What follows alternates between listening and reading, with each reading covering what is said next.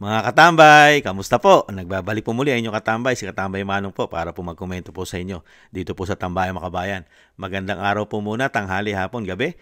Madaling araw po sa atin lahat, saan man sulok ng bansa o mundo tayo naroon. Naway maingatan po tayo mga kabayan. Umpisahan na po natin mga tambay. Ito po, ayon po sa balita mga tambay, sinibak na raw po. Sibak na po sa pagiging pulis si Patrolman Francis Steve Pontilla, mga tambay. Ito po yung nag-viral na pulis na nag-vlog. Binlog niya po, di po ba, yung ginawa po kay dating Pangulong Duterte na sobra pong harassment at talagang hindi nakakuha ng due process sa kapulisan.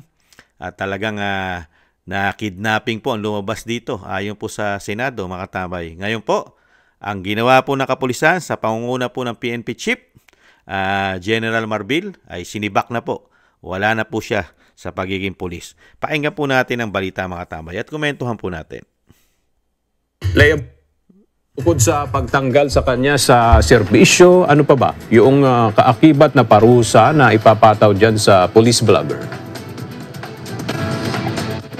Ayon sa Napolcom, hindi na rin makapagtatrabaho pa sa anumang sangay ng gobyerno itong si Patrolman Steve Contillas. Matapos nga mapatunayan ng Napolcom and Bank na guilty sa kasong grave misconduct at conduct unbecoming of a police officer. Matapos nga aga ang deliberasyon ay guilty daw itong si Pontilla sa naturang mga kaso, kabilang na ang pagiging disloyal sa gobyerno. Sa ugnay niyan, hindi na muli siya makapagtatrabaho pa sa gobyerno. At sinabi din itong si Vice Chair ng Napolcom na si Attorney Karinisan na naway magsilbing babala ang nangyari kay Pontillas dahil sa hayagang pagkiling sa politiko.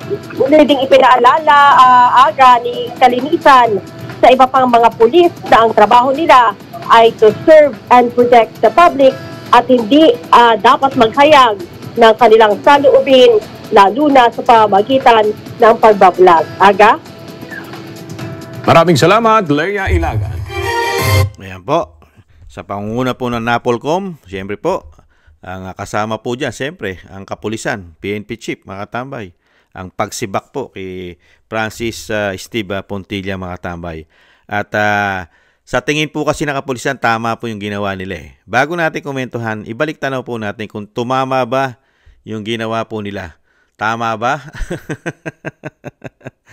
Tama ba mga kabayan? Yung ginawa po ng pag-aresto po sa dating Pangulong Duterte. Kasi po, sa tingin po ng Napolcom, at syempre sa tingin po ng kapulisan, sa pangunguna po ni General Marbil, ang PNP Chief, ay tama po at naayon po sa batas ang ginawa nilang pag-aresto, mga kababayan. Ibalik tanaw po muna natin yung isa pong abogado ng PCO, Undersecretary, kung ano po ang tamang proseso na dapat gawin ng kapulisan sa paghuli sa isang dating Pangulong Duterte na dadalin po sa ICC. Pakinggan po natin si Attorney Claire, mga tambay.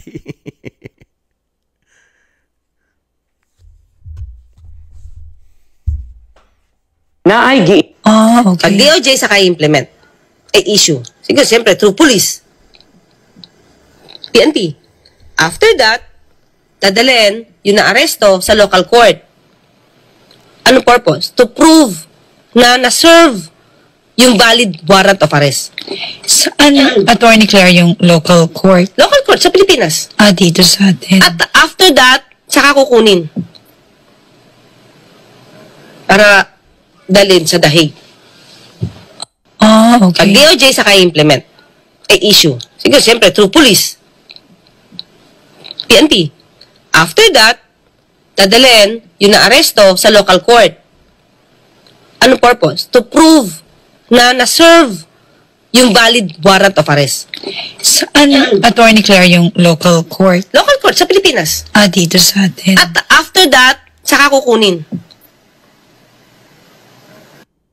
Yan po mga tambay. After that, saka kukunin ng ICC si dating Pangulong Duterte. Ayon po yan sa USEC ng PCO na si Attorney Claire, mga tambay.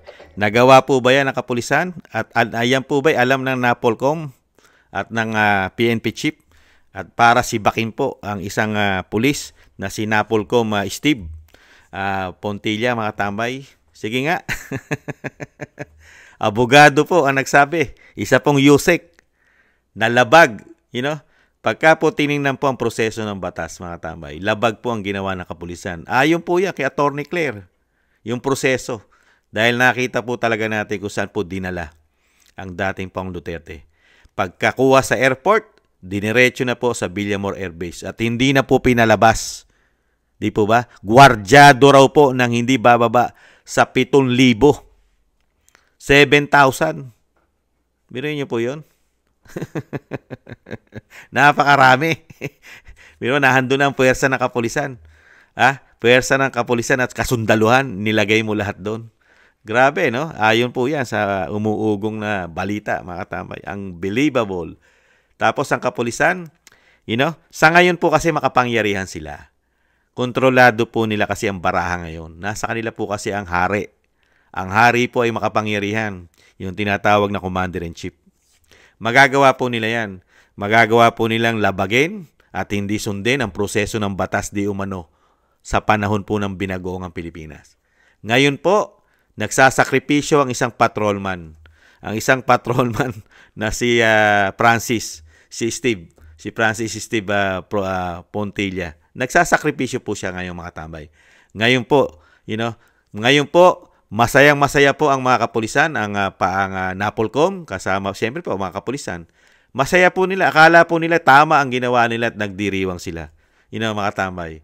Pero sa bandang huli, iiyak po yan, mga tambay. Mag-iiyakan po yan. Pag po talaga, umiral na po ang proseso ng batas. Yung tamang proseso ng batas, mga kababayan, napakarami pong magiging problema niyan, lalong-lalo po ang PNP chief.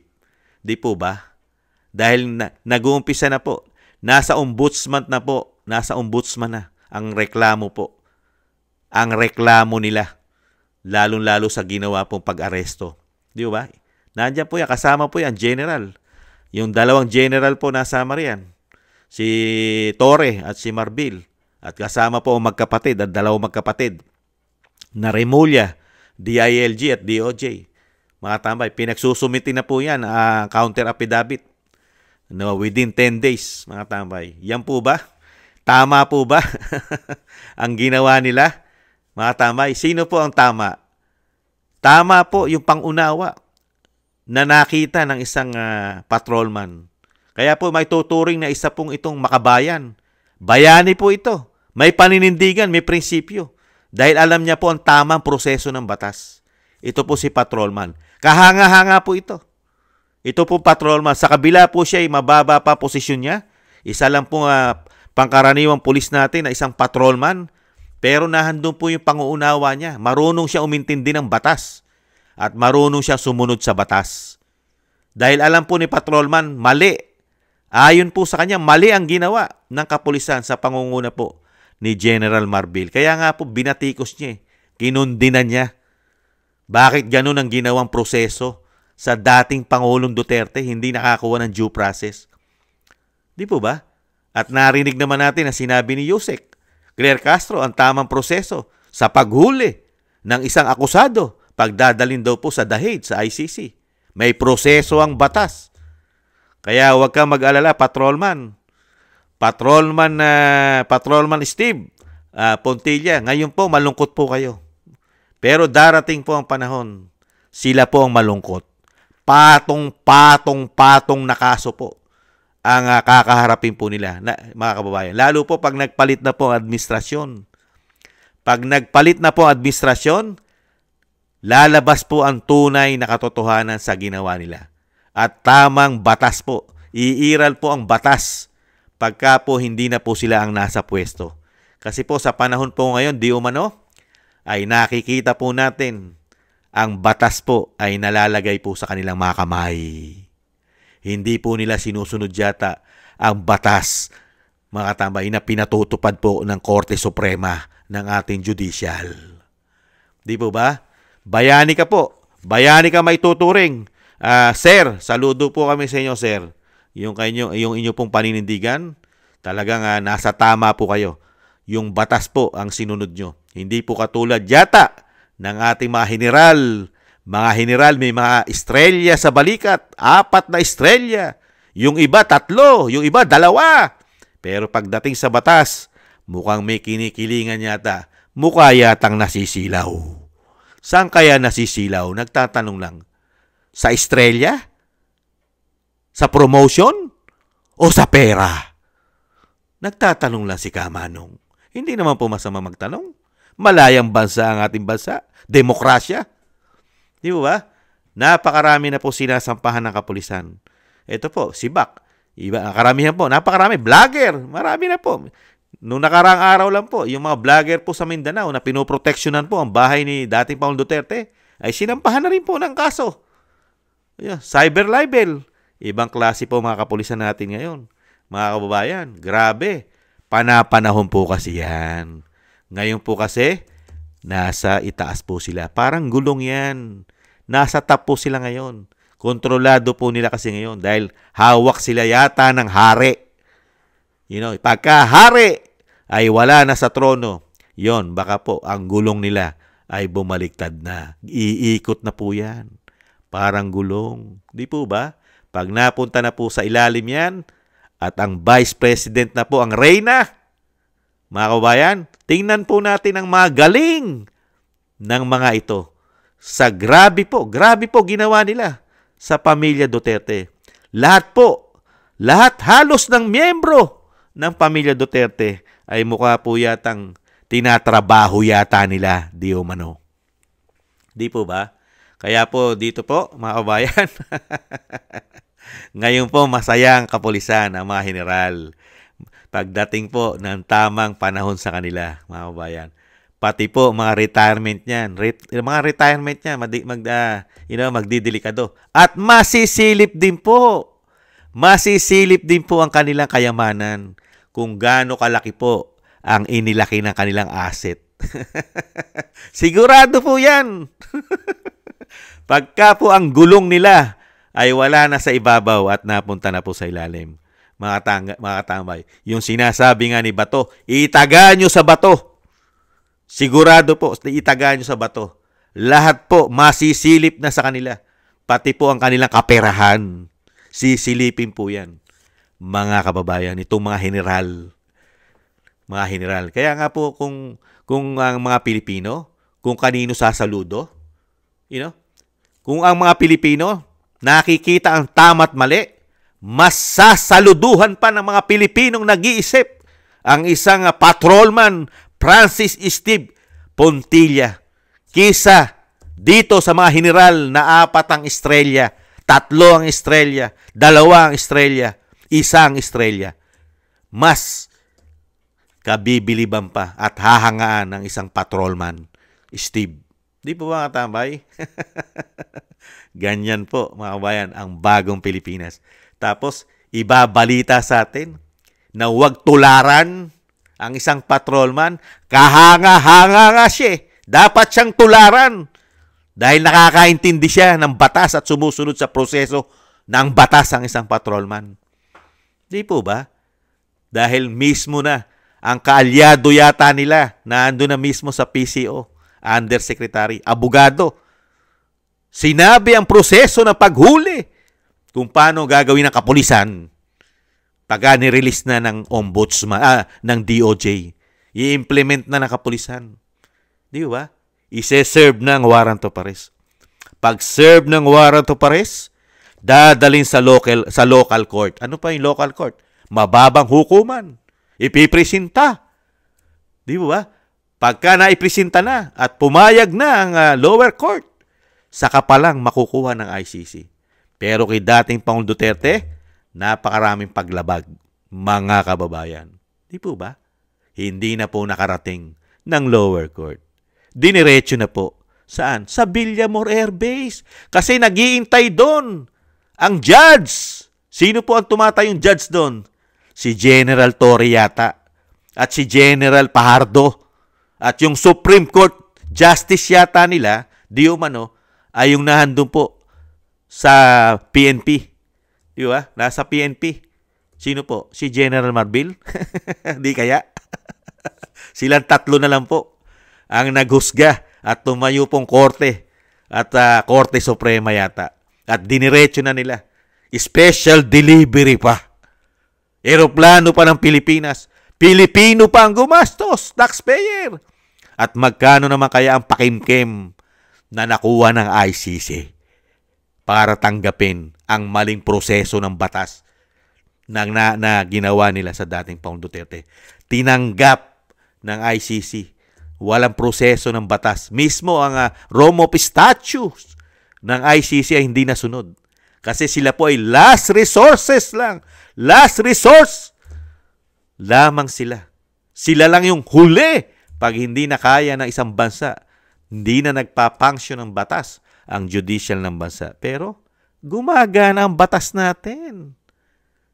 Di ba? Bakit hindi sa Pilipinas kinasuhan? Kasi alam nila ang batas po ng Pilipinas ay gumagana. Mga kababayan. Alam nila wala silang panalo sa batas.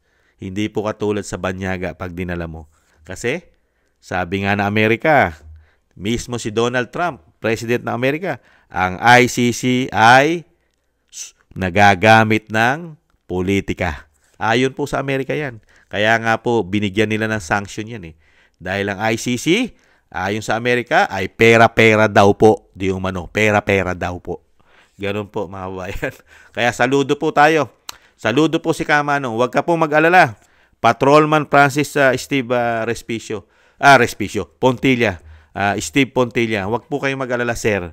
Huwag po kayong mag-alala. Darating po. Marami pong offer na trabaho maibibigay sa inyo. At darating po ang mga opportunity po ninyo sa ginawa nyo pong pagiging tapat sa bayan, sumusunod sa batas, makabayan, may paninindigan. Darating po ang panahon, baka isang araw po, isa na rin po kayo sa bodyguard ni BP Sara. Di po ba? Baka kunin po kayong bodyguard ni BP Sara. Baka dumating din po ang panahon, gawin po kayong general ni BP Sara. Para sila naman po ang tugisin nyo. Di umano. Sila naman ang tutugisin nyo. Hindi po malayong mangyari yan dahil yung sinasabi nga natin, bilog ang mundo, bilog ang gulong. Pwedeng dumating ang panahon na si Patrolman Francis Steve Pontilla naman ang nasa itaas at sila naman yung nasa baba. Di po ba mga tambay? Yan po mga tambay. Huwag po tayong malungkot at huwag ka pong malungkot, sir. Nasa tama po kayo.